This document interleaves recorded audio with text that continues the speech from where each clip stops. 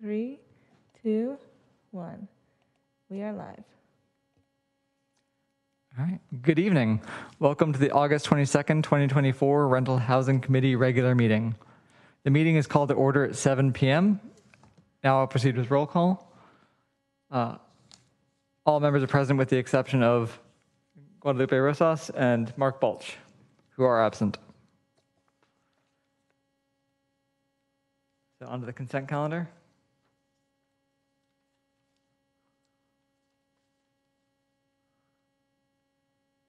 Should I wait for the slide? We have slides. There are slides. Yeah.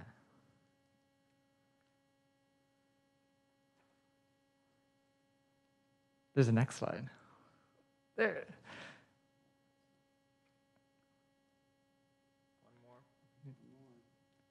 That's the one.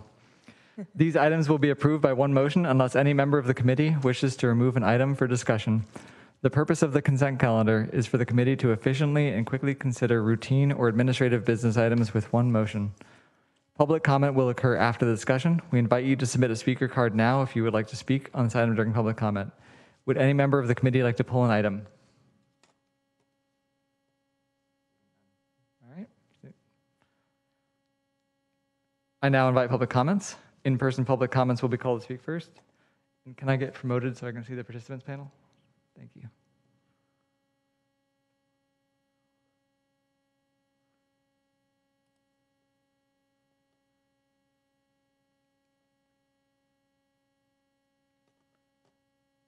Beautiful. All right. Seeing no comments.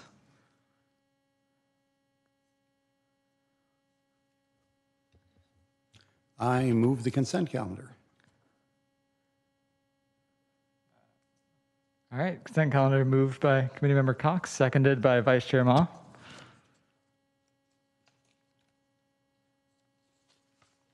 A motion to approve the consent calendar should include reading the title of the agenda items 3.1, 3.2.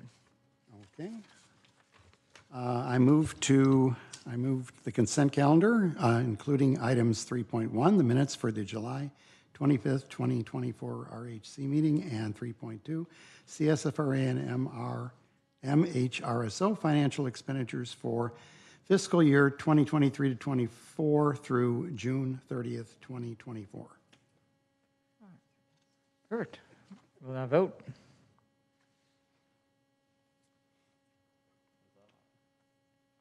Motion passed unanimously. We will now open the meeting for oral communication from the public. This portion of the meeting is reserved for persons wishing to address the committee on any matter not on the agenda. Speakers are allowed to speak on any topic for up to 3 minutes during this section. State law prohibits the committee from acting on non-agenda items. Would any member of the public like to provide comment on non-agenda items? If you would like to speak on this item in person, please submit a speaker card to city staff now. In-person public comments will be called to speak first. Any member of the public wishing to provide a virtual comment on this item, please click the raised hand button on Zoom or press *9 on your phone. Staff will display a countdown timer on the screen.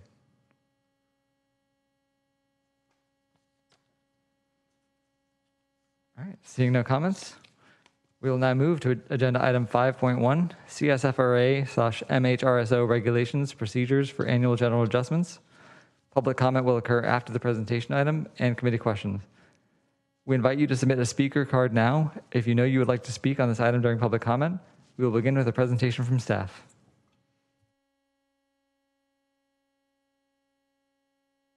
Good evening, committee members. Thank you for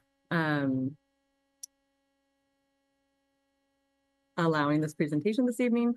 Agenda item 5.1 is in relationship to Chapter 7 of the CSFRA and Chapter 8 of the MHRSO, regulations for procedures for annual general adjustment, specifically those related to tenant hardship petitions.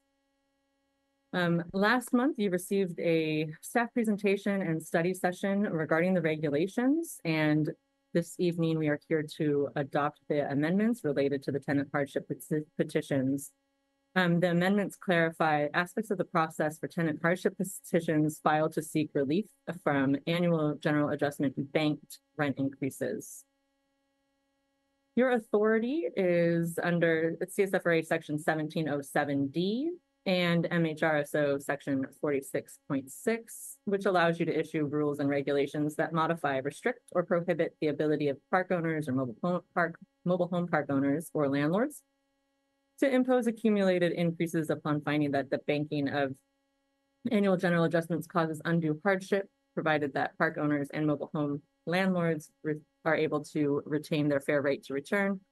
And for the CSFRA, that is applicable to landlords of fully covered units.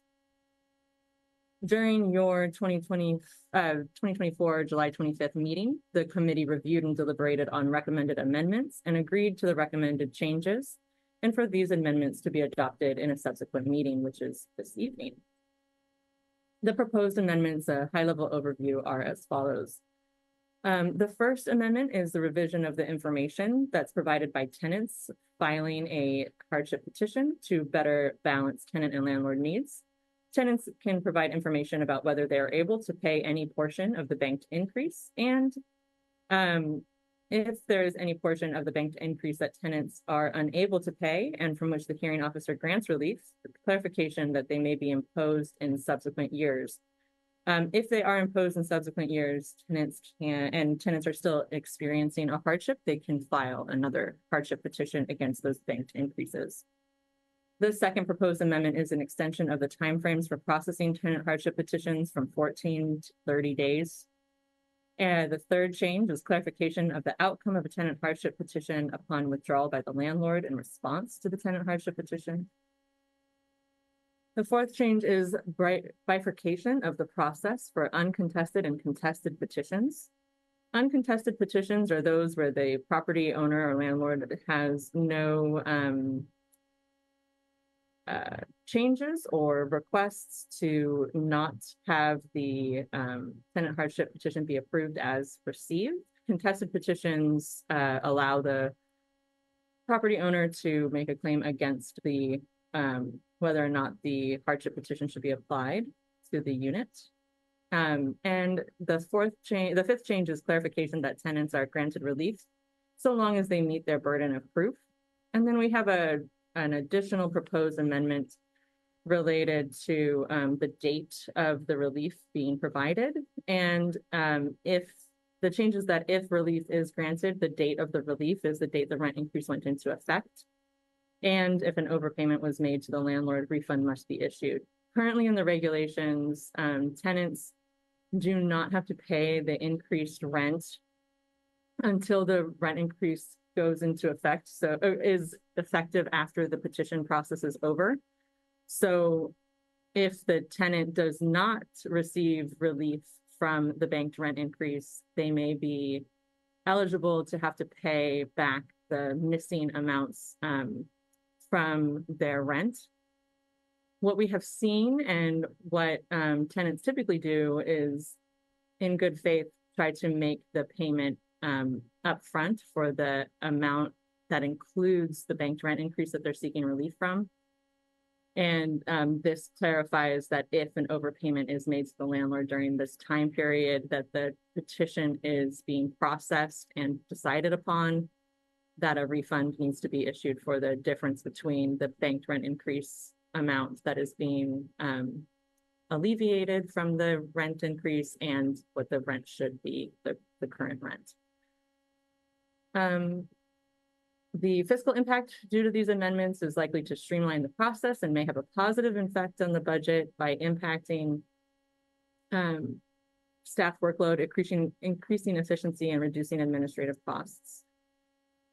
And the recommendation from staff is to adopt amendments to CSFRA Regulations Chapter 7 and MHRSO Regulations Chapter 8, Procedures for AGA, clarifying certain aspects of the process for tenant hardship petitions filed to seek relief from banked annual general adjustment increases. And this includes staff's presentation. Happy to take any questions at this time. All right, I think that means it's time for questions. Do we have any questions from the committee? All right. Since there are no more questions, I now invite public comments. In-person public comments will be called to speak first.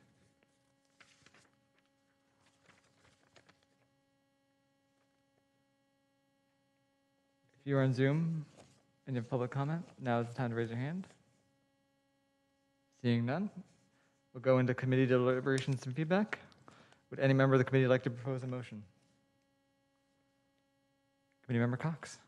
I just wanted to reiterate what I said last time, and I thank the staff for coming up with methods that will help increase the efficiency of this process and also to reduce costs. I'm sure that those who are paying the bill would be very happy in our own version of the Inflation Reduction Act. So with that, I would like to make a motion to adopt amendments to the Community Stabilization and Fair Rent Act, CSFRA Regulations Chapter 7, Procedures for Annual General Adjustments and Mobile Home Rent Stabilization Ordinance, MHRSO, Regulations Chapter 8, Procedures for Annual General Adjustments, clarifying certain aspects of the process for tenant hardship petitions filed to seek relief from banked annual general adjustment increases. Thank you, Chair. You are very welcome. All right, so could you hit the button? Oh, I already pressed the button.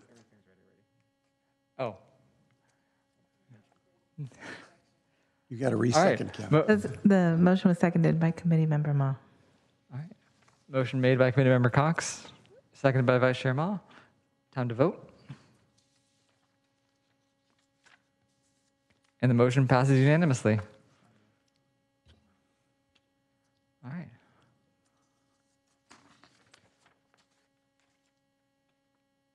We will now move to agenda item 5.2, update on one-time utility adjustment petition process. Public comment will occur after the presentation item and committee questions.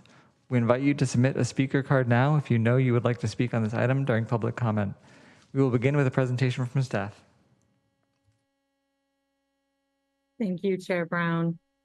And thank you, committee members. Agenda item 5.2 is updates on the one-time utilities adjustment petition process. And the purpose of this agenda item is for the committee to receive an informational update on the one-time utility adjustment petition process. A little bit of background on this. We've been discussing this issue for a little while now. Back in January of 2023, we held our first study session with the committee, brought it back to the committee after direction to hold stakeholder meetings in August, and then it came back to the committee for a final study session in October. Stakeholder meetings were held with both landlords, tenants, and a general open meeting in February and March of 2023. And then regulations were adopted in December of 2023.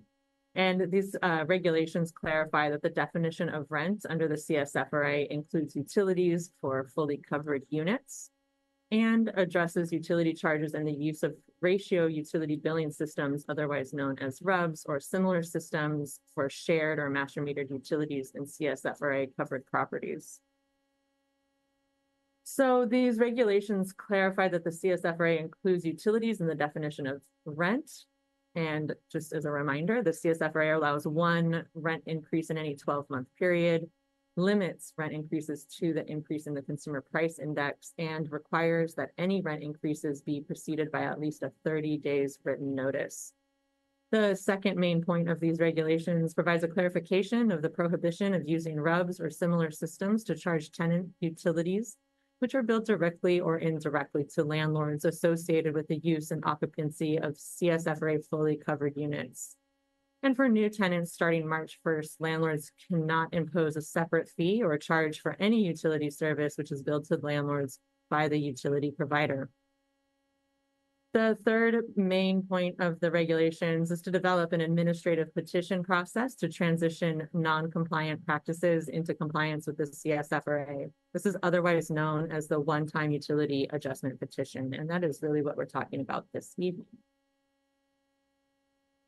The petition provides a methodology to calculate each tenant's share of the utilities, which consists of the landlords determining and charging the lesser of either the monthly average utility cost per room based on the actual utility cost for the entire property for the prior 12 months, or the sum of all applicable Santa Clara County Housing Authority utility allowances. And these regulations also clarify that if landlords have timely filed a utility adjustment petition with this division, they will not be liable for prior overpayment of rent due to RUBS charges. But also on the other side of that, if they do not file and submit a utility adjustment petition on time, a tenant has the right to file a downward adjustment of rent petition based on overpayment of rent due to RUBS utility charges, and whatever the rent was, the physical space rent was now also includes any utility charges that were charged through something like RUBS. So there are some repercussions if the property owners do not submit a petition on time.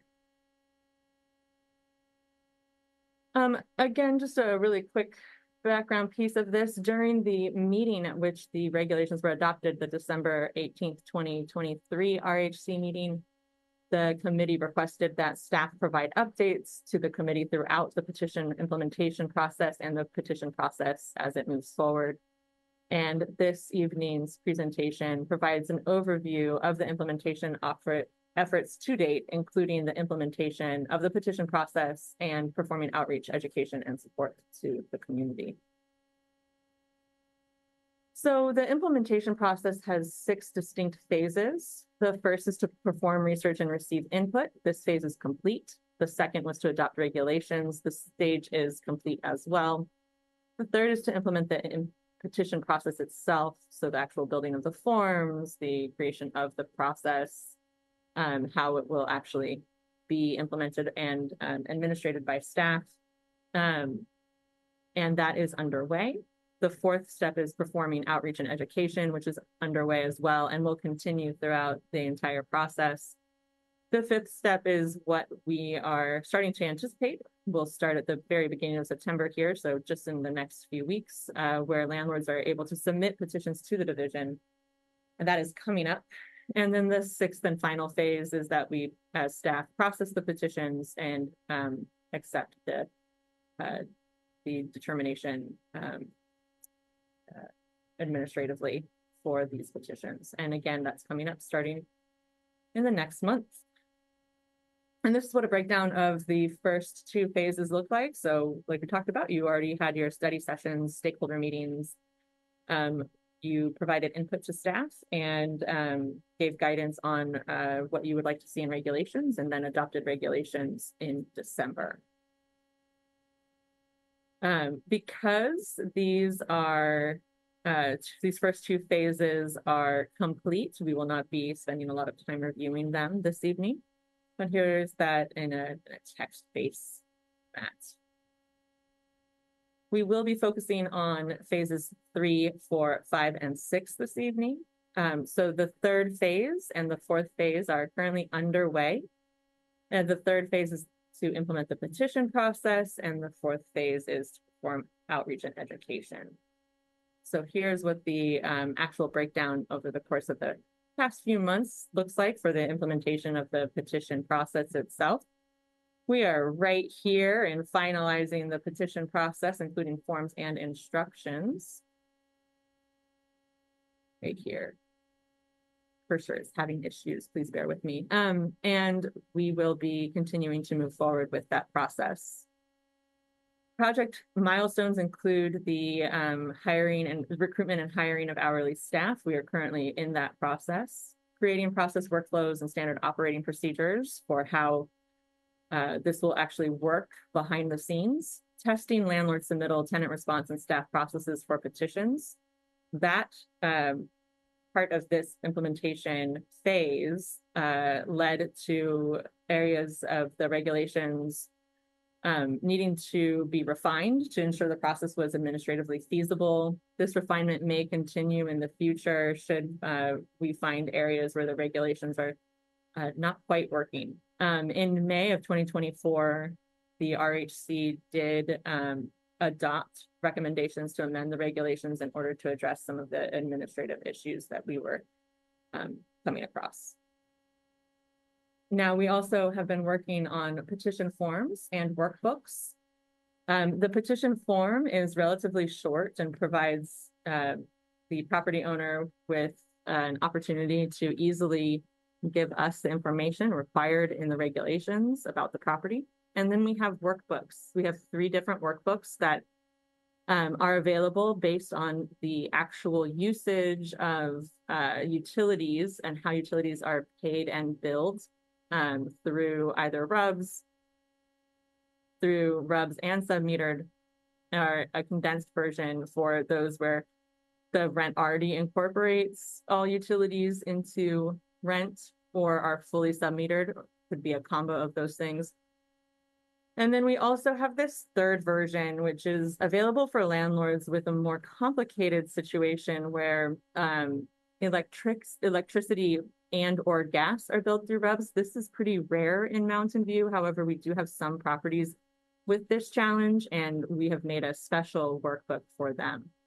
At this time, I want to pause and see if the committee would like to take a look at our very nearly complete draft of the petition form and the workbook, the standard version of the workbook, just to see what it's looking like. If you'd like to see a quick demonstration. I would love a live demo. Great. Okay, we're going to go ahead and do that. So I'm going to stop sharing my screen for a second and then pull up our workbook and our petition form. I'll cross my fingers. The petition form. So we're not going into the content or the details here. I just want to show you kind of what it looks like and how it will function. This will be a fillable PDF form. It has a petition overview, how the process, a very high level overview of how the process works. And then it goes into details about how the process works and what step-by-step property owner needs to do to be successful at completing the petition. So we have relevant terms here that are built in for people to familiarize themselves. And then we have a lot of content that repeats so that people can really fully understand what is expected and necessary to do, especially around the submittal periods here, because again, if they don't file the petition, submit a petition within the deadlines, then they forego the ability to incorporate the utilities into rent. So you'll see some repetition, but that is very purposeful. And then we go into determining what workbook is applicable to the property. We have information on what documents need to be gathered, how to complete the petition, and then how to submit the petition, service on your tenants, and then finally filing it with the city. So those are all instructions. We're trying to be as detailed as possible. And then we have the actual petition form. And again, this will be a fillable form in PDF format. So property owners will be able to type right into this form. It's similar to the way our other petitions look and function.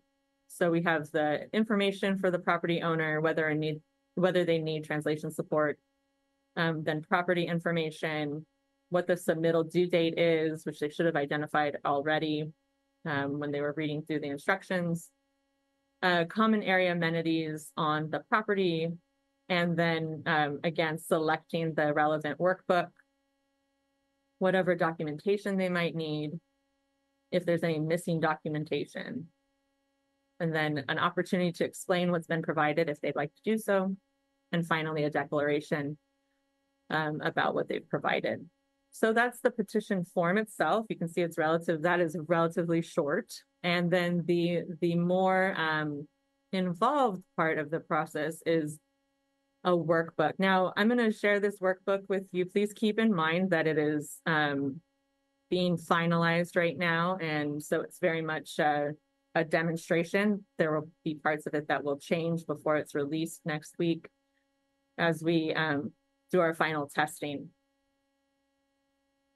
So what you'll see here, you'll notice that there's multiple pages. However, the bulk of these pages auto-populate and auto-calculate. So once certain information is put into some of the worksheets, the remaining ones autofill. And if you're looking at this, the thing to think about is inside the bounds of this page, typically, if the cells are white, that is the only place where information can be inserted.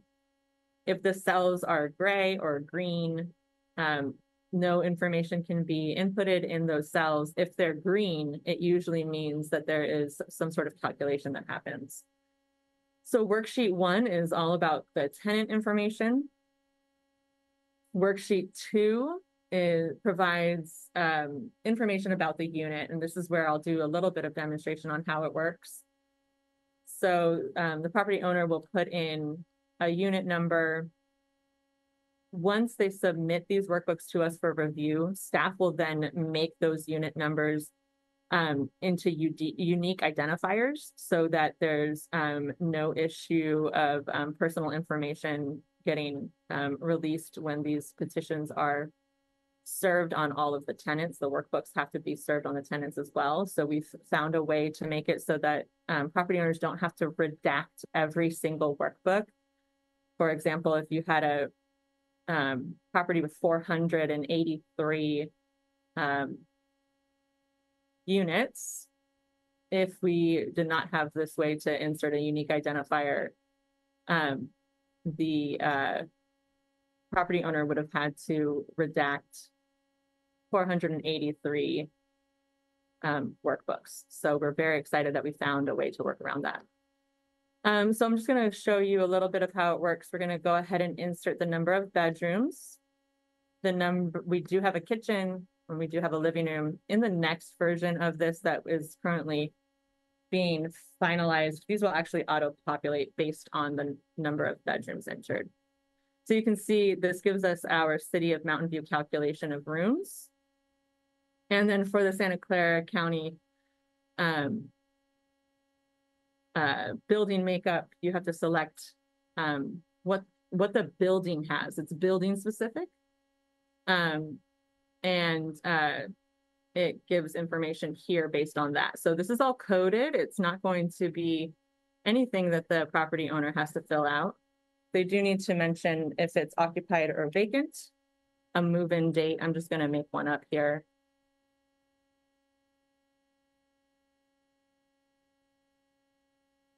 Goodness. The base rent, the initial term of the tenancy, the date of the last rent increase,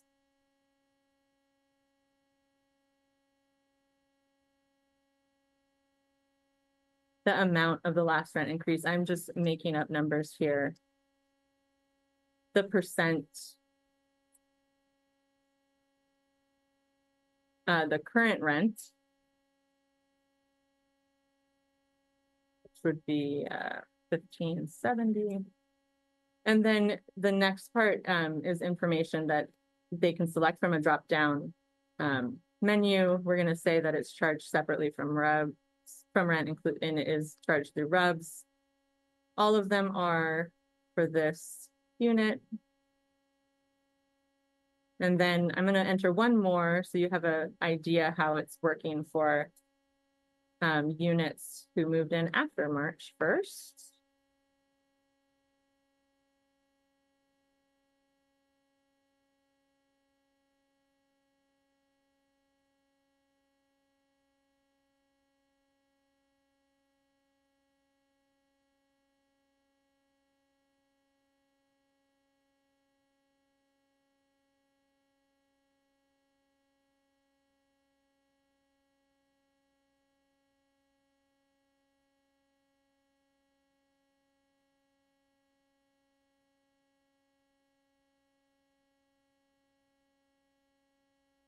And then here, the property owner will state that water is included in rent, sewer is included in rent, and trash is included in rent. So that gives us two scenarios here. And then we have a reference chart just so that people know what is being referenced in columns E and G. And then it moves on to the common area deduction. And you can see here, it's already calculating at 20%. So if they do have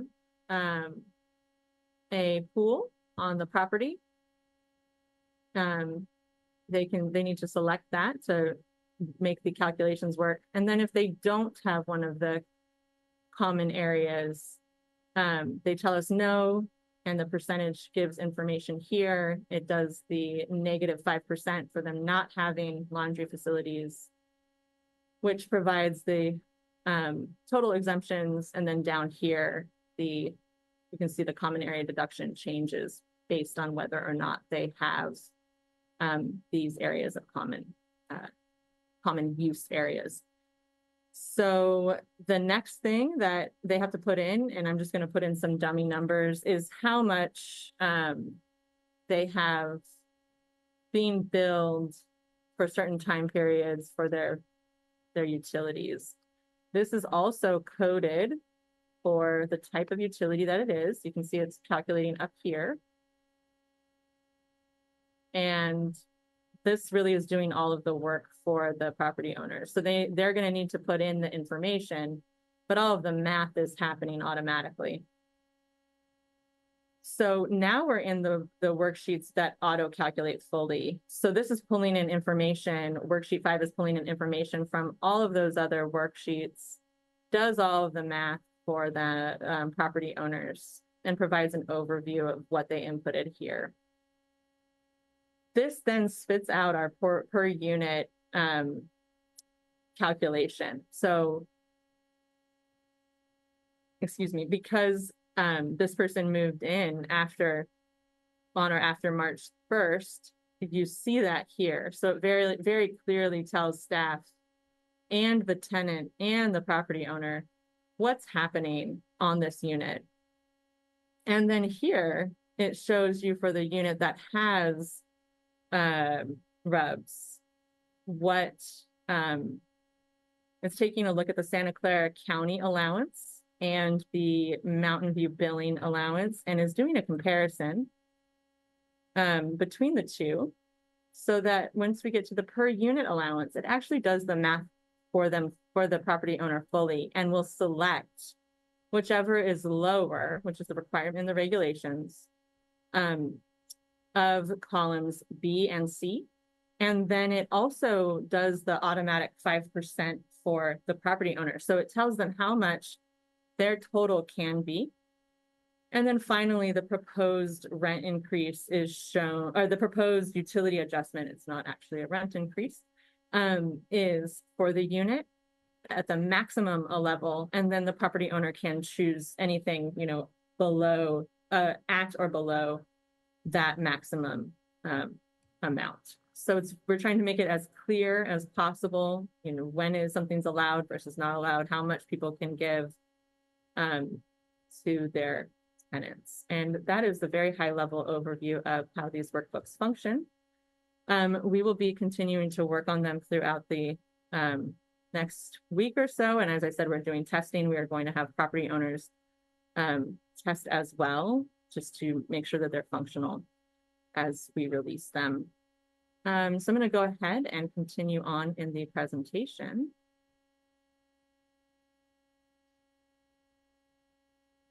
Bear with me one moment while I bring this back up.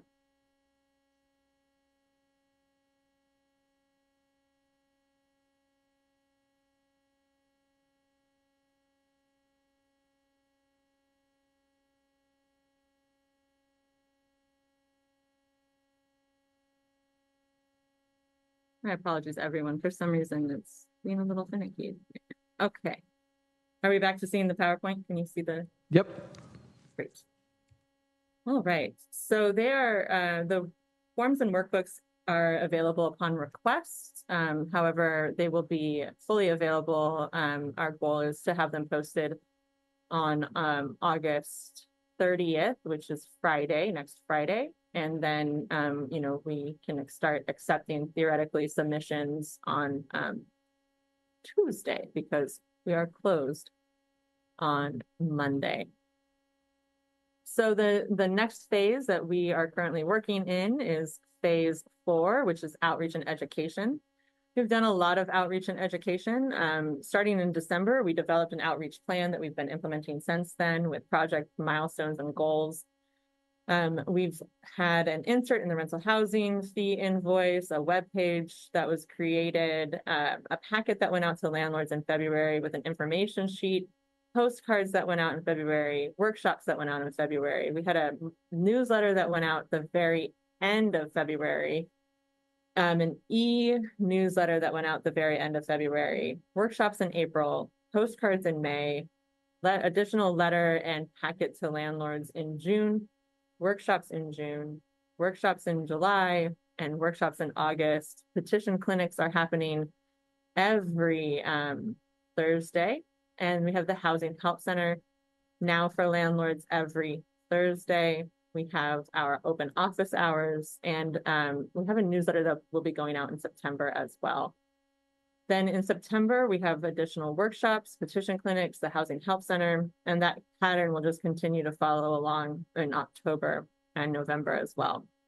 We'll keep ramping up how we're providing services and support to property owners as they need it, and hopefully making this transition as smooth and possible as possible. So you can see here's some of what I just broke down. We've held 6 workshops, 3 landlord-specific workshops with 130 participants. We actually just had another one with 50 more participants last week. We've held 3 tenant-specific workshops that were bilingual in Spanish and English with 35 participants. We'll be doing additional, more targeted outreach towards tenants as we get the process, the actual petition process going. We've been really focused on not flooding tenants with information that might be very confusing or worrisome before this process started. So we will be ramping up some of our outreach to tenants specifically in the next few months. We've sent 7 mailings, an insert in the rental housing fee invoice. Again, this went out at the very beginning of January, immediately after we learned and that the rental housing committee was going to approve and adopt the regulations. We sent out 2 postcards. One of them was sent out in February. One of them was sent out in April. 2 landlord packets with a lot of information, newsletters, e-newsletters. We have a dedicated web page that we routinely update with materials and information, and biweekly housing help centers for landlords. And those will be going into weekly housing help centers for landlords starting in September. We'll have monthly utility adjustment petition specific workshops for landlords. These might be more than monthly. We are looking at a potential option for these to be weekly. It's kind of based on staff's bandwidth. We'll be having bi-monthly tenant update workshops. There'll be another packet mailed to landlords in September. We are in the middle of creating an instructional booklet and video to support this, including a recording of a workshop. We'll have obviously the hard copy forms and packets be available in our office, and we'll also be sending some of those specifically to targeted property owners, or at least at the very least making phone calls to targeted property owners, especially smaller properties, as we get closer to next summer, if we start to see property owners that haven't reached out to us yet. We really want to ensure that the submittal deadlines are not missed, since there is a potential for petitions and for the utilities being incorporated into the current rent amount instead of, there being an adjustment. For our larger properties, we also will be we've identified our larger properties, and we will be making phone calls, specifically reaching out to our larger properties, email blasts specifically to our larger properties, making sure that they get their submittals in before the deadline in 6 months at the end of February. We are also looking at any of the properties that are not registered or have not paid their fee to see what the issue is there, and try to reduce any likelihood that those properties will miss the deadline as well. We'll be sending another newsletter, like I mentioned, to properties in September. And right now we're doing 2 different types of newsletters, one for fully covered units and one for partially covered units, because we don't want to confuse the partially covered units. And then coming up at our next billing cycle, which is surprisingly right around the corner, we'll be having another insert in the rental housing fee invoice. And now we're on to the last of our implementation phases, phases 5 and 6. Phase 5 is the actual submittal of the petitions to the division. As you can see, these are the timeframes for that. Properties with more than 20 units have to have their petitions filed with us, or submitted to us, not filed with us. Sorry, those are 2 very distinct parts of the petition process. They have to be submitted to us for initial review by the end of February. Properties with 6 to 20 units, the end of May. And finally, our smaller properties, the end of August of 2025. And then phase 6 is the processing of petition, which will continue until all petitions are processed. So that's why there's a TBD on this time schedule here. And a breakdown of this a little bit more. You can see these are the submittal periods that I just discussed with you. And then phase 6 is the processing of petitions, where staff reviews the petition packet and any responses received from tenants. We analyze the calculations in the workbook and then determine if the utility adjustments for the property were properly calculated.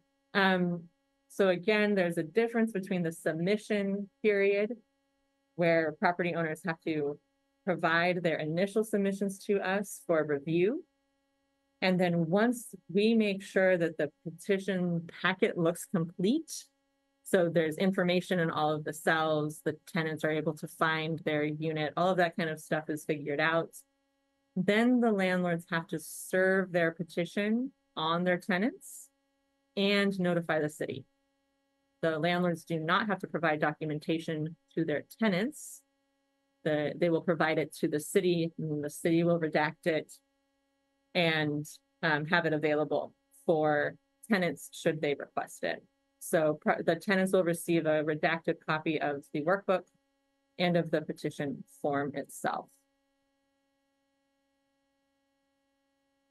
So we then will, going back to phase 6, and determining if the utility adjustments for the property were properly calculated, we'll confirm that the utility adjustments were properly calculated, and if so, a notice will be sent to both landlords and tenants confirming the amounts in the petition. And if not, then errors will need to be corrected, and then a notice of the corrected adjustments will be sent to the landlord and the tenants. So it's kind of an iterative process, but we're hoping to make it as smooth as possible. And then the final next steps is that we as staff will continue to implement the petition process and provide updates to you, the RHC, as requested. And this concludes staff's presentation. Happy to take any questions at this time, and hopefully I'll be able to have answers for you. All right, I'm going to guess that Committee Member Cox. Yeah, I have just a few questions here. Thanks very much for showing the workbook and showing the petition form, because I mean that's extremely helpful in trying to assess, you know, what the landlords have to go through in order to comply with the process. I noticed that it went by really fast, so I mean I'm not going to ask you to drag it back up, but can you? There was a thing about request for help in the form, and can you read that to me or just tell me what that was? How do they get help? Because this might be complicated for some people. We've heard people come in here during the RUBS process that you can't do this, it's too complicated. So well, they can reach out to staff at any time. We are fully available for that. The petition forms have kind of all over the place. Contact us if you need help. We also, as I mentioned, will be having weekly landlord help centers on Thursdays from 1 to 3, where property owners can come either to our office physically or to our virtual office, to our virtual help center and receive one-on-one assistance. There will also be videos and informational booklets, just like we do for registration. We also have our open office hours from 10 to noon every Tuesday. So property owners have access to staff for assistance whenever they might need it. We know that this is a process where people will need help, and we have made ourselves as available as possible for that. Okay. But I'm asking specifically on the form. It looked like you had a link. What does the link go to? The link goes to our website for more information about the process. Okay. So the link goes to the web page that we have with all the information where people can find the forms. It'll have the link to the workbook. It'll have the link to the videos. Right now it has links to workshops that have already been given. Yeah. So there's quite a lot of support built into the process. Okay. Thanks for that. Then my next question was, as you were showing the workbooks, and I'm trying to understand how these workbooks work. I mean,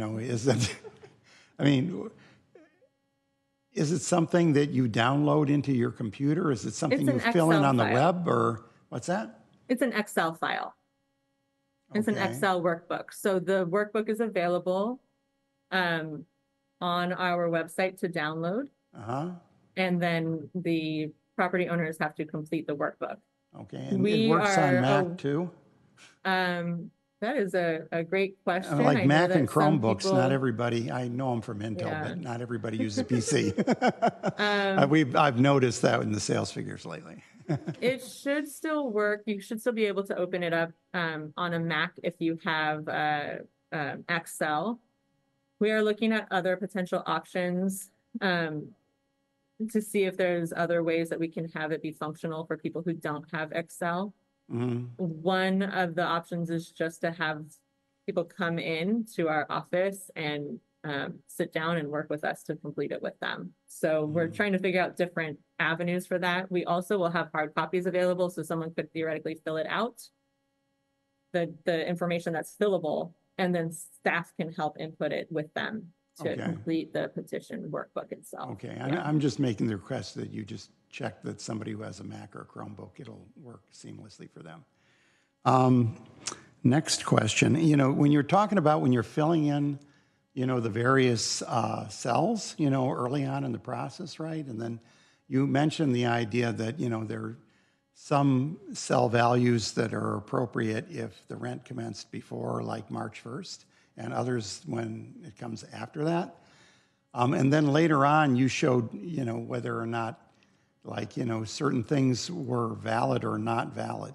I mean, and I guess what I'm asking is that, in these earlier places where you're filling in the cells, is there a way for you to be, and are you checking for the validity of the input at that point so that by the time it gets to the back, you don't have a warning that you put in something invalid, or is that possible, or what's the situation with that? So the property owner or the person completing the workbook can definitely go to the other worksheets to make sure that they're working correctly, and that's a great suggestion in how we help people complete these forms, is to have them go and check to see if the information that they're inputting is filling out those other worksheets as we move through the form.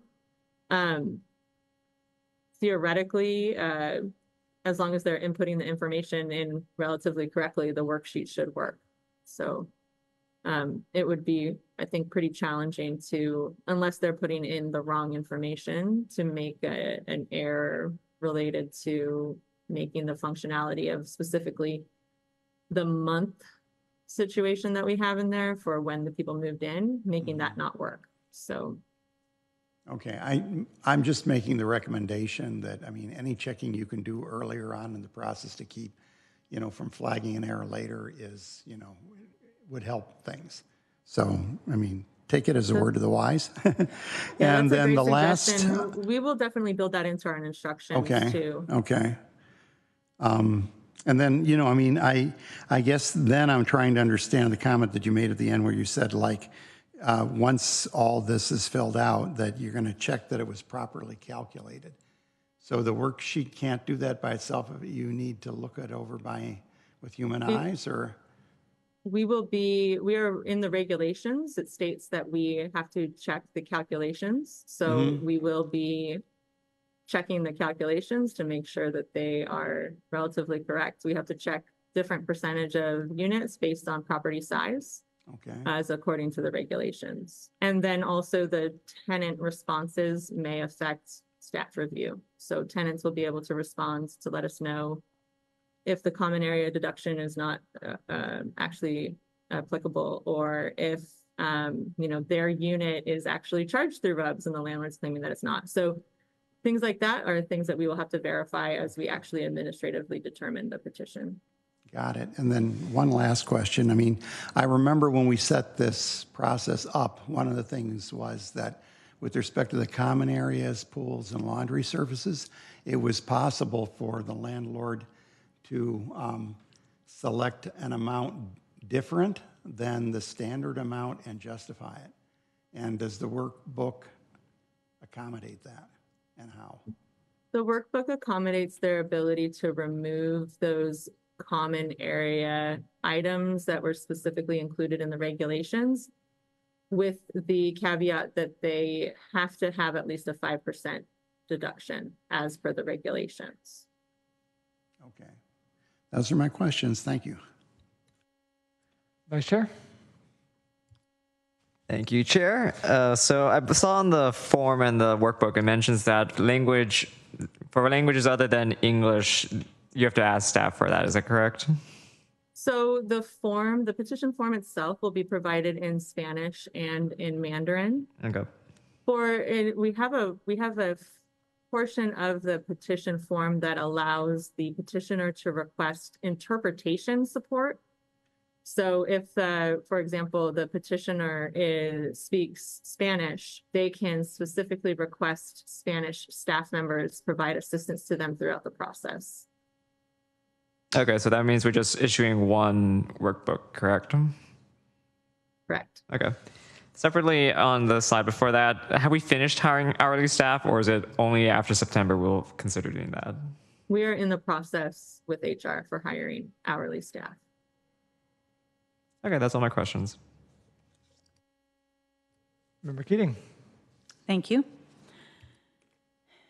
So just confirming the date of last rent increase is one of the columns that's captured? That's correct. Thank you. So now my next few questions are about if there's a non-responsive landlord.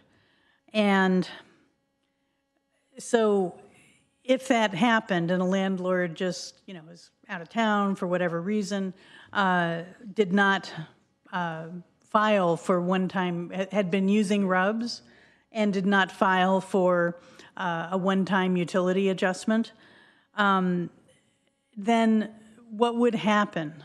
Would an MNOI be their only way to, when they kind of did realize that they aren't going to be paid RUBS anymore, and they wanted, they're saying, oh, this is, I'm losing income because I'm only having the original rent and I didn't follow the petition process to get the one-time utility increase into rents, then would their only recourse to adapt to that be an MNOI petition? That's correct. Okay. And then a year from now, when all the deadlines have been met, or maybe, stage by stage as different deadlines are met for different size landlords to have their petitions filed, will there be some point where we notify tenants that it's no longer their obligation to be paying utilities that are billed by RUBS? That is definitely a portion of the process that we can consider. Okay.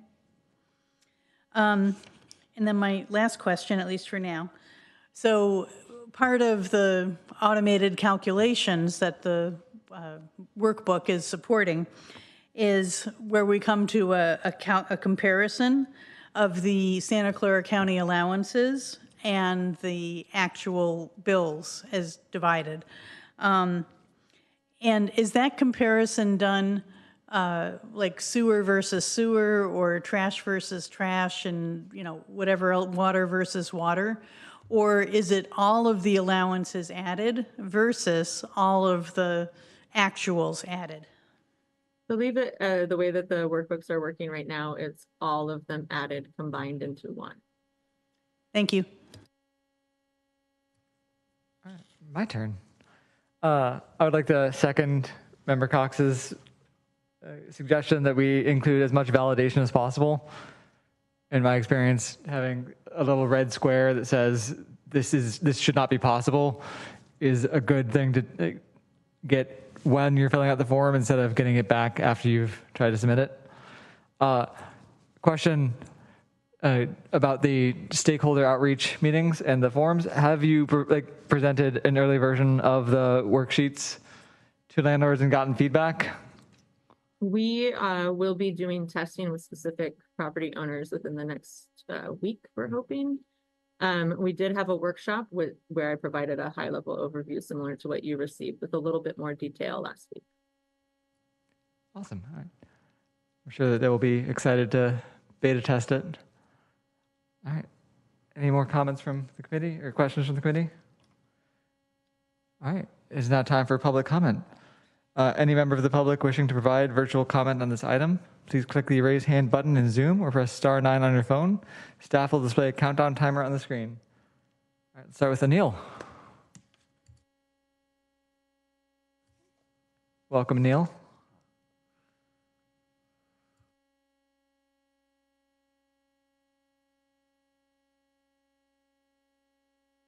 Thank you. Thank you for letting me speak tonight. This is Anil Babar with the California Apartment Association. I had a couple comments I wanted to make regarding both the petition process, the worksheet, and in general. One, I appreciate you allowing property owners to test drive the Excel form. I think you'll uncover process issues with that, because I think they're going to be using it day in and day out, and they would be best to show what the challenges are, if there are any. Two, I wanted to point out a concern with the common area deduction schedule, and that is you listed pool, sprinklers, and laundry, and an ability to deduct 5% on each one. But I think the water usage is much more nuanced than that. And in respect to sprinklers, for properties that have, drip irrigation, they would use far less water than sprinklers would utilize. And to equate water usage of a sprinkler to water usage of a drip irrigation is just not equal. So I would encourage an additional amount for drip irrigation, because the whole point of that is to use much less water. And third, I think the concern I've heard from many property owners that there's the worksheet component, and then there's the forms component that you have to fill out. And the forms component is going to be requiring information about the tenant, such as name, phone number, and please correct me if I'm wrong, but if names and phone numbers and contact information is required of each tenant to do this petition, but it's not required as part of the registry, my concern is there's going to be some Freedom of Information Act concerns, because if someone can request that data from the city through a Freedom of Information Act, that exposes the tenant's personal information to whoever should want to seek that. And that's a privacy violation, in my opinion. So those are the kind of concerns I wanted to highlight regarding the presentation as I've heard today. I'm sure there'll be additional ones as we go forward. Thank you. Thank you, Anil. Next up is Phil.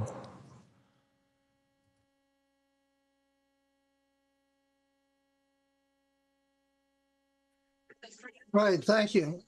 I noticed in the worksheet, it talks about every rental unit on the property. And I was wondering, is that really what you want? Or do you want every residential unit on the property? or every permitted unit on the property? Because I could make arguments that, hey, I own a fourplex and I'm living in one of the units and I'm renting out 3 of the units. So I only have 3 rental units. So can I get away with just listing the utility usage of those 3 and sort of grandfather my utility usage into those? Or I was just wondering, maybe there's a better way to specify what you want placed on that worksheet. Thank you. Thank you. Democrats and conservative Republicans. All right. I believe that is all the public comment we've got. So we'll come back to the committee for deliberations and feedback. Member Cox. Yes, I would like staff to comment on the issue of the privacy concern.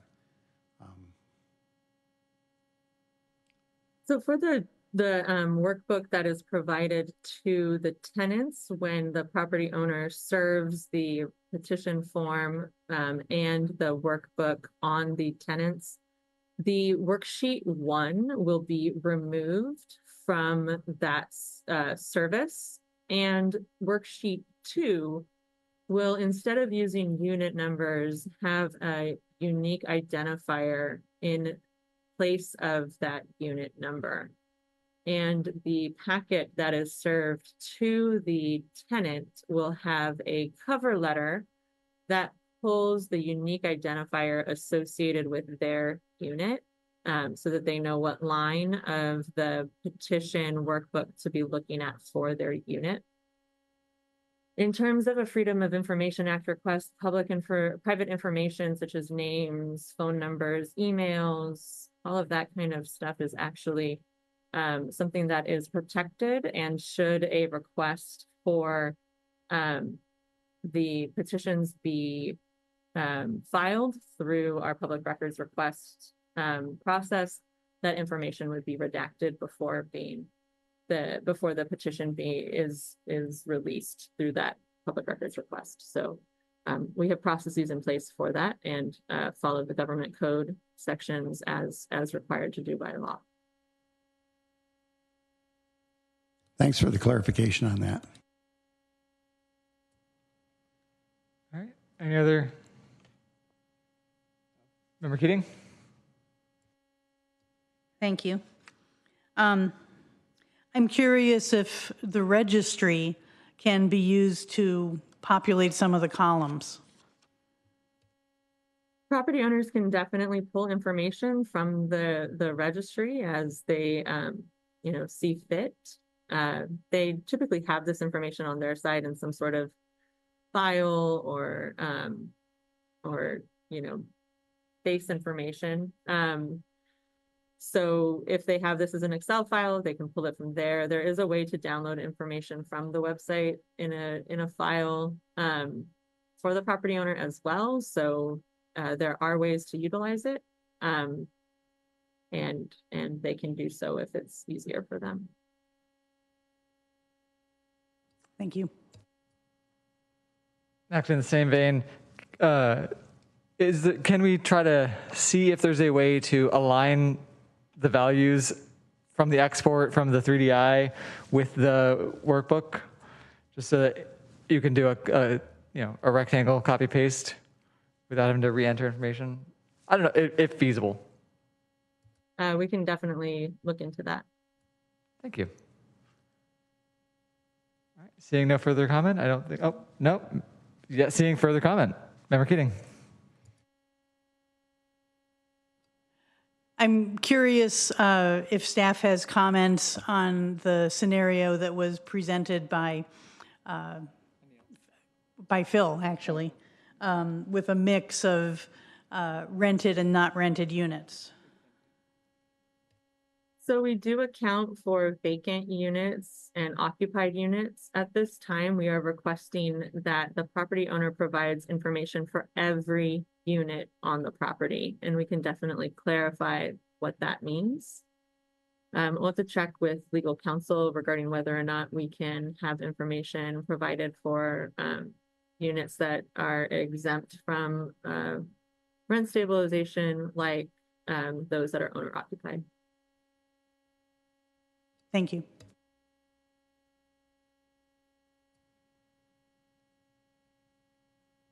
Going once? All right. Yeah, thank you, staff. This has been fun, and I do love a good spreadsheet. All right. So no motions required for this item, which means we can move on to item 5.3. Rent Stabilization Division Fiscal Year 2023-24 Report through June 30th, 2024. Public comment will occur after the presentation item and committee questions. We invite you to submit a speaker card now if you know you would like to speak on this item during public comment. We will begin with a presentation from staff.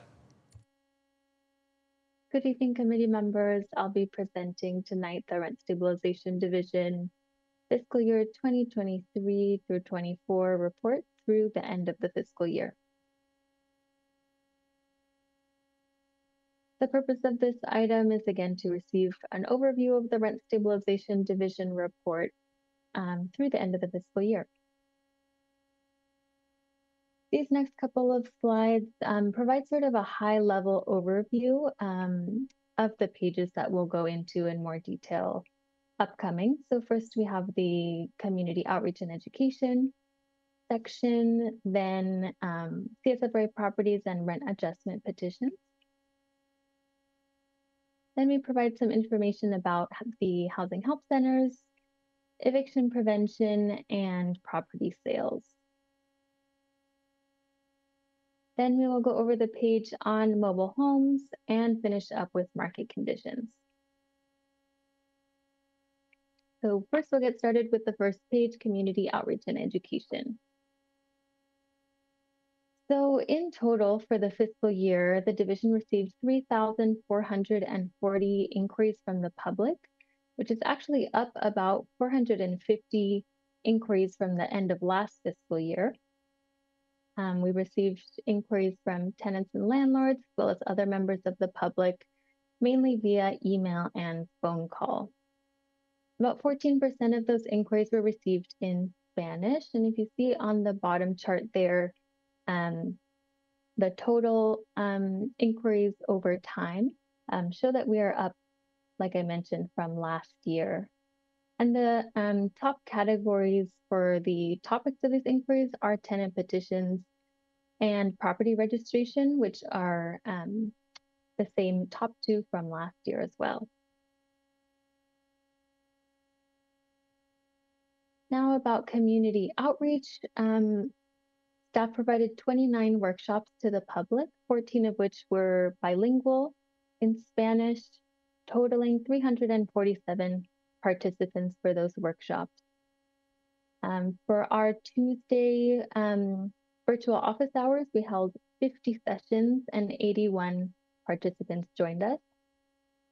And we had staff attending 109 outreach events with over 4,000 community members reached.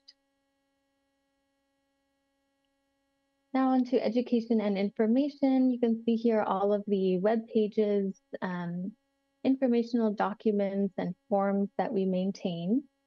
And on the mailing side, the mass mailings that are sent, postcards and flyers, as well as newsletters, and the targeted mailings that go out in specific situations to landlords and tenants. And on the right, you can see the emails that are sent out by category, as well as the subscribers that are maintained.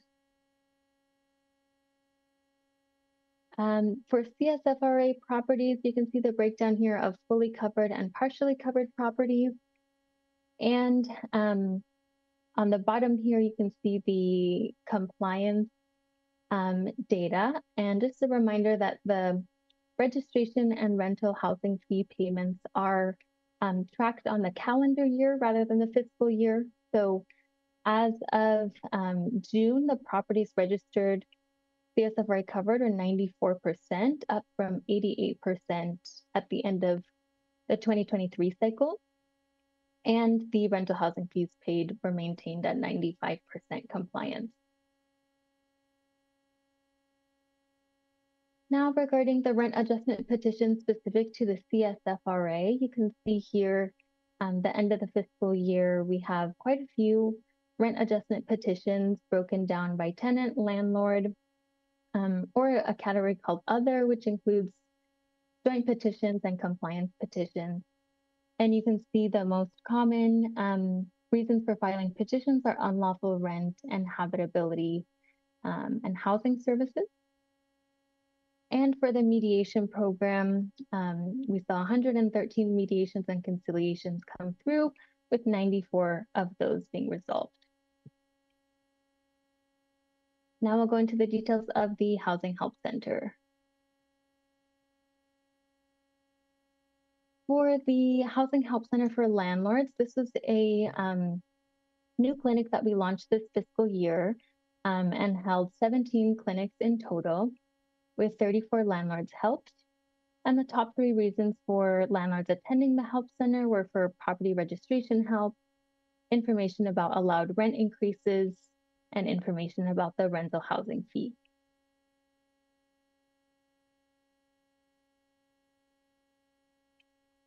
Now on to the Housing Help Center for tenants. There were 24 clinics held with 225 total tenants helped. And the top 3 reasons for attending the Housing Help Center for tenants were to get help with rent assistance, information about affordable housing and below market rate housing, as well as eviction protection. There were 43% of our attendees for the Tenant Help Center that required assistance in a language other than English, mainly Spanish. 51% of attendees heard about the services via the community. 46% have a household with 3 or more people. And 78% of our attendees live on an average annual household income of less than $54,000.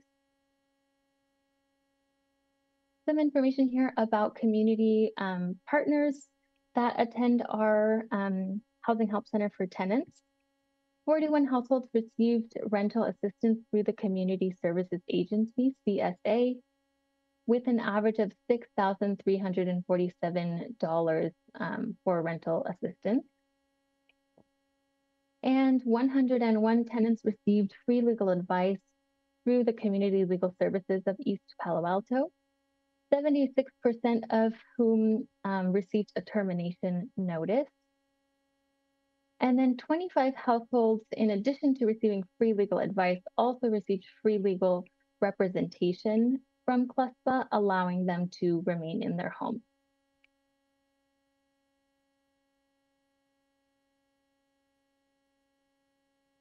Okay, some information about eviction prevention here. First, on required noticing, the division saw 143 banked rent increase notices submitted, just over 1,200 termination notices, 2 tenant buyout notices, and 10 additional occupant notices. And we have broken down here some information about no-fault evictions and at-fault evictions over time, so you can see the comparison there. And then we have broken out failure to pay rent notices over time. And to the bottom right there, you can see the number of unique households that received these failure to pay rent notices. So while it says that 1,177 failure to pay rent notices were submitted, only 618 households received that type of notice. So there are clearly some repeat notices for households. Okay, here on tenant relocation assistance, this is also reported on the calendar year, similar to the registration and fee compliance data. For 2024 so far, we have not seen any properties in redevelopment, and that is likely due to the impacts of State Law SB 330, which sort of changed the landscape of redevelopment. But you can see here at the bottom, there are some properties that have sold, and these are not necessarily, being demolished and redeveloped. They're just sort of transacting between owners. And currently there are 3 properties for sale, totaling 31 units.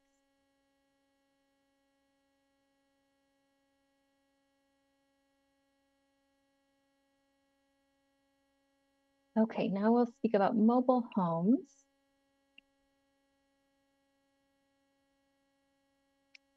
So you can see here the breakdown of mobile home parks and units, and the registration here and compliance with the space rental fee has been maintained at 100% in 2024, just like 2023. There were 23 inquiries from the public regarding mobile homes, and some of the top inquiry topics include questions about the property portal, tenant petitions, and allowed rent increases.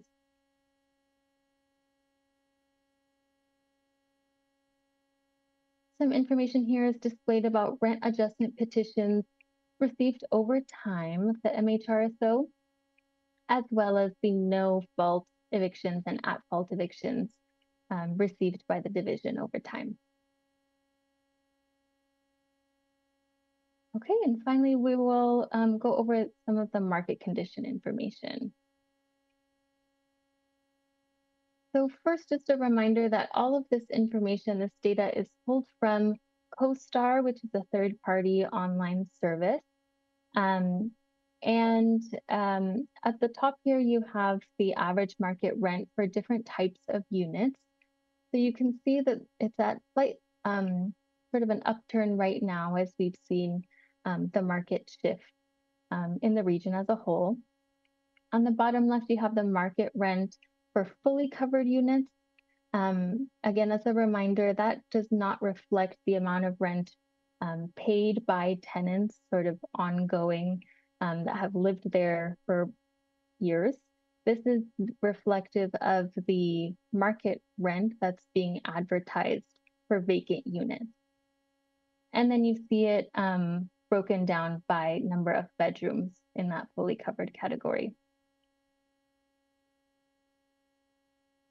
And then here's some information about vacancy rates. This sort of irregular trend line that you see for the newly built units is typical. It's sort of reflective of the way that information for that type of property is reported. So there tends to be much more, higher level vacancy for these properties when they go on the market. And then we have the vacancy rate broken down by fully covered units, and once again, by the number of bedrooms in that fully covered unit category.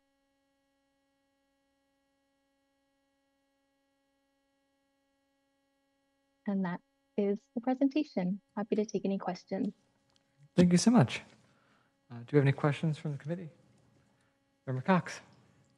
Just one. I mean, I think this is true, but I'd like you to confirm that people who are not paying their fees, they're not allowed to take advantage of the AGA or the one-time adjustment. Is that right?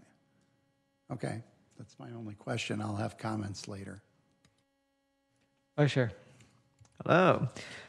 Would you say that people going to the Housing Eviction Help Center, are they mainly all unique people coming in, or is there a lot of repeats? That's a great question. I would say that the majority of our Housing Help Center attendees are unique attendees. Sometimes we will see repeat clients when they are working with staff on a process such as a petition, and you need sort of multiple appointments, but for the most part, they would be unique. Okay.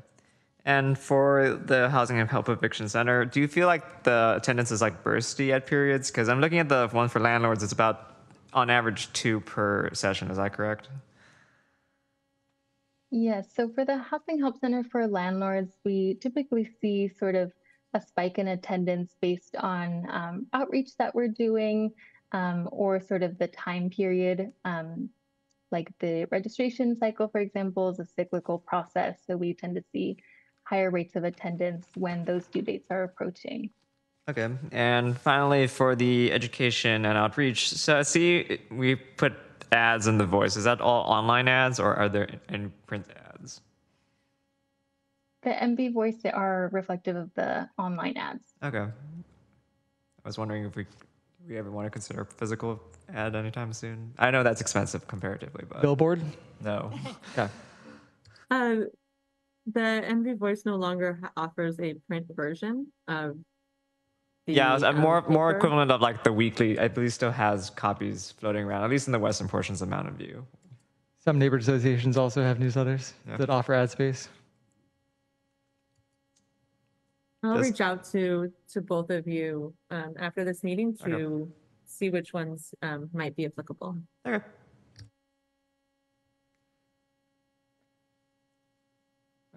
I had a question about the properties that have either not registered or not paid their fees. So we have 5% for last year and this year. Is it the same 5% that are consistently failing to pay? Andrea Kennedy, do you have any insight there? I haven't looked it up exactly, but for the most part, that's true. That they are mostly sort of the same repeat offenders. But there, I think, are only about 30 properties at this point, and most of them are smaller properties, below five units. And does this also mean that there is a property that has paid but not registered? Yes, and vice versa, Oh, okay. which is strange. I But mean, not many of those. and hopefully fewer We are next year than this year. reaching out to them. Mm-hmm. Okay. Any further questions for staff? Then we will open this up to public comment. Yes. Nope. No. Comment? I'm just going to make a comment after public After comment. public comment. If you would like to speak on this item, please raise your hand now. Or press star 9 on the phone. Seeing no public comment, we can bring it back to the committee for comments. Member Cox. Yes. So always got something to say on this because I love data because it shows what's going on in our community. And so, I want to comment on the idea that there are pluses and minuses that I see in the report, but the report's very well written. I mean, that's not the issue. So here's some pluses. I think it's great that the vacancy rates are continuing to go down. I mean, fully covered units, 5.3%, market rate units, 8.5%. So, I mean, around 5% is kind of ideal. And so we're doing well in moving in recovery from COVID, okay, and that. So that's a good thing. I think another thing to note is that, since the CSFRA was passed, the general inflation rate's been about 28%, and the market rent for covered units is up only half that at 14%, so it's a plus. And for newly built units, only up 6%. So it's a bit of an irony, though, because, in a way we have some of the most expensive rents on the peninsula, but that's mostly because we have the newest properties, highest ratio of new properties on the peninsula. But it's at least to see that, that rents are not going up. Even to be half of inflation is a positive sign. Yeah, I think it's great that we're getting 95% of the rental housing fees paid, and the registrations are going. That's way up from where we were before, and it's now into the question of just saying, like the chair Brown brought up, what about this 5%, and what can we do about it? And yeah, I continue to be concerned about that, but I think getting RUBS rolled out right now is the most important thing. But once that's done, I mean, if it's still a persistent issue, I'd like a study session on that. And so those are some of the pluses. Concerns in the tenant petitions are at an all-time high. I guess there's two big categories, right? Unlawful rent and hability reduction in services. We've seen some appeals, and there have been a couple, I would call them spectacular cases of reduction of services that have been dealt with, and I'm glad that the legislation is in place and the process that we have here in place, and that we have the good staff and hearing officers in place to start to deal with this. And so I think that's a positive sign. I hope that will improve. On unlawful rent, I think once the issue with RUBS is done, we may be able to see a little bit, it'll be easier to see when there are cases of unlawful rent.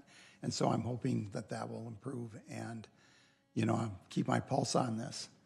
The other thing is, the failure to pay rent notices is at an all-time high. I appreciate staff's detailed answer to my question that I sent in on that.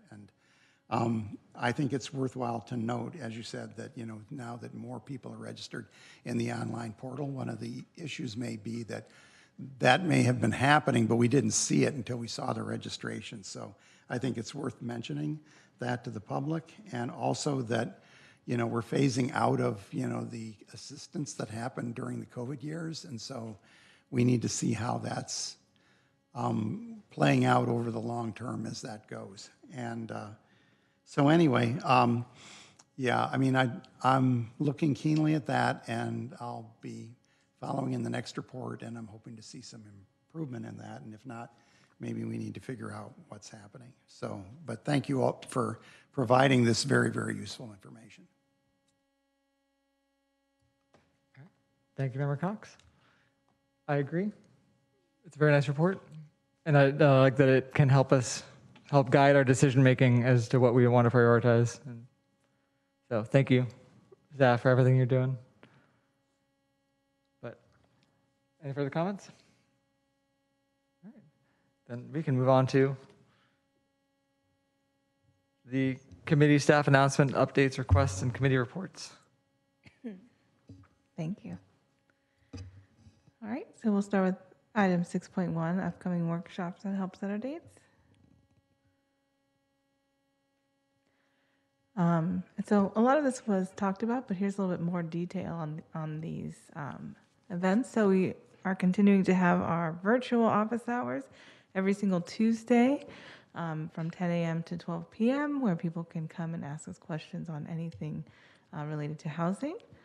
And then we have a schedule here of upcoming workshops. So we are having a workshop next Thursday, August 29th at 6 p.m. And that's going to be tenant-focused, hybrid, virtual, and in-person workshop on transitioning into the utility billing process, sort of letting people know what to expect as their landlords start filling out their petitions. And then our schedule in September starts September 12th at 6:30 p.m. Again, tenant focused. This one is going to be virtual, and we're going to be looking at affordable and below market rate housing and sort of what the process is to apply for those. Followed by September 19th, a landlord focused virtual workshop at 2 p.m. going over rent protection laws in Mountain View. And then following up on September 24th at 2 p.m., also landlord-focused virtual workshop, again, about submitting a utility petition. And then we have our housing help centers. So we have the landlord-focused help center, and you'll see here it's changed a little bit, as we were sort of mentioning before. That's going to be every single Thursday for September. So that will be every Thursday from 1 to 3 p.m. These are in-person and virtual, and people can come for anything, but we're imagining a lot of people will be there for the utility adjustment petition. And we will continue to do the tenant help center, but this will continue on the same schedule of first and third Thursdays. That's also in person and at our office at 298 Escuela. From 6 to 8 p.m. in the evening. So we'll continue to have those services from our staff, from CSA, and from CLESPA available there. All right, thank you. Any questions about what's coming up? Any questions from the committee? Nope. All right. So it is my turn to talk about the future agenda items. So on September 26th, we should have the review of the efficacy of the tenant relocation assistance ordinance, which I'm sure all of you know from the housing element, is something that we're working on. And then the annual update for the rent stabilization petitions and process. Any additional questions, comments, announcements from committee members or staff? Member Cox. Yeah, just one. I mean, the tenant relocation assistance ordinance, or trail, right? I mean, That's under the purview of the Rent Stabilization Division, but I mean, I didn't think it was covered under the CSFRA or MR. I mean, so is it just informational to us? Because I think it's outside of our jurisdiction, isn't it? Meaning the Rental Housing Committee itself. Yeah, so, and just to sort of also flag this might be bumped to the October meeting, just TBD. But yeah, so we'll be coming to the committee to sort of review the staff report and the memo and get any feedback from you, how you might want to see that shaped before it's presented to City Council and EPC. But I mean, it's the City Council and the EPC. It's the City Council. The City Council makes the final determination on it. We don't vote on that, right? Correct. Okay, thank you. Just for input. Since it really is mostly CSFRA covered units that are affected by it, we want to make sure that you all are providing your input and feedback on that.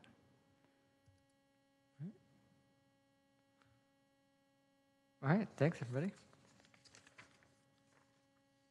The meeting is adjourned at 8:31 p.m. The next Rental Housing Committee meeting is scheduled to be held on Thursday, September 26th, 2024 at 7 p.m. Thanks.